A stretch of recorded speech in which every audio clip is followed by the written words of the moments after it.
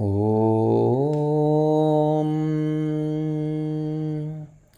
ఓం శ్రీమాత్రే నమః. శ్రీ లలితా సహస్రనామ స్తోత్రం 24వ శ్లోకం. దేవశ్రీగణ సంఘాత స్తూయమానాత్మవైభవా భండాసురవదోద్యుక్త శక్తిసేనా సమన్వితా.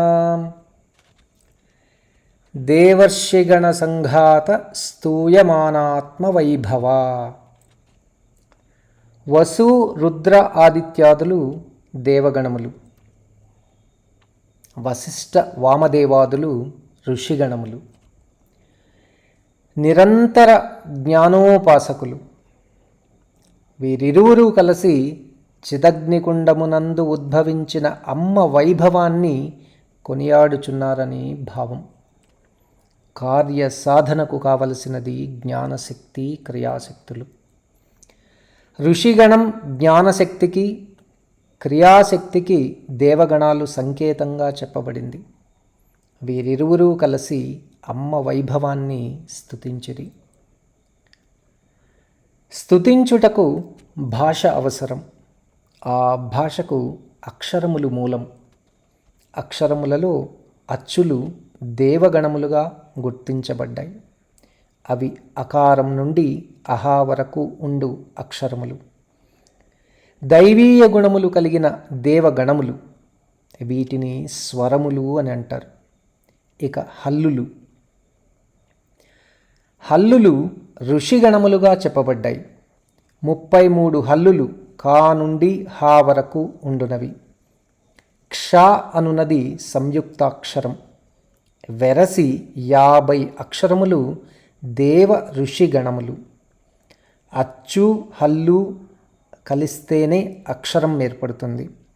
హల్లుకు నిజమగు రూపం క, గ, చ్ మొదలగునవి. అచ్చులు అకార ఉకారాదులు. ఈ రెండూ కలిసిన క ప్లస్ ఆ క, గ ప్లస్ ఈ గి మొదలగునవి. దీనినే సంఘాతం అంటారు. ఈ సంఘాత ఫలితమే భాష, స్తుతి. ఓం ఐం హ్రీం శ్రీం దేవర్షిగణ సంఘాత స్తూయమానాత్మవైభవాయై నమః.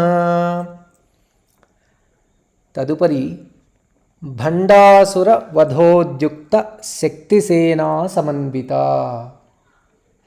అమ్మ సైన్యం శక్తి సైన్యం. భండాసురుని వధించుటకు సిద్ధంగా ఉండినదని భావం. అసలు ఈ భండాసురుడు ఎవరు? వీని జననమెట్లు జరిగినది అని ఆలోచిస్తే, పరమేశ్వరుని భార్య సతీదేవి దక్షయజ్ఞమందు అవమానింపబడెను, దేహత్యాగం చేసెను. దీనితో ఆది దంపతులకు ఎడబాటు కలిగింది. మరు జన్మలో సతీదేవి పార్వతిగా అవతరించింది.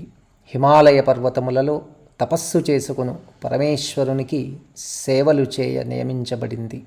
ఈ సమయంలో తారకాసురుడను రాక్షసుడు దేవముని గణములను బాధించుచుండెను. పరమేశ్వరుని కుమారుని చేతిలో మాత్రమే మరణించు వరమును పొందియుండెను. దేవతలు శివపార్వతులను కలుపుటకు మన్మధుని పంపిరి. ఈ ప్రయత్నంలో శివపార్వతులు ఏకమయ్యారు. ముక్కంటి మూడవ కంటికి బలైపోయాడు, భస్మంగా మారాడు మన్మధుడు. శివగణములలో చిత్రకర్ముడు మన్మథ భస్మంతో బొమ్మను తయారు చేశాడు. దానికి ప్రాణాన్ని పోశాడు.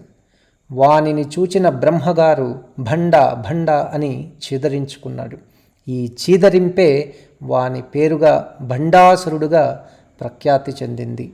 కరడుగట్టిన రాజస తామస గుణస్వరూపుడు భండాసురుడు. శరీరమే నేను అను భావమే మహామోహం. ఆత్మజ్ఞాన విచార సాధనా సంపత్తియే శక్తి సైన్యం. ఓం ఐం హ్రీం శ్రీం భండాసురవధోద్యుక్త శక్తిసేనా సమన్వితాయై నమః.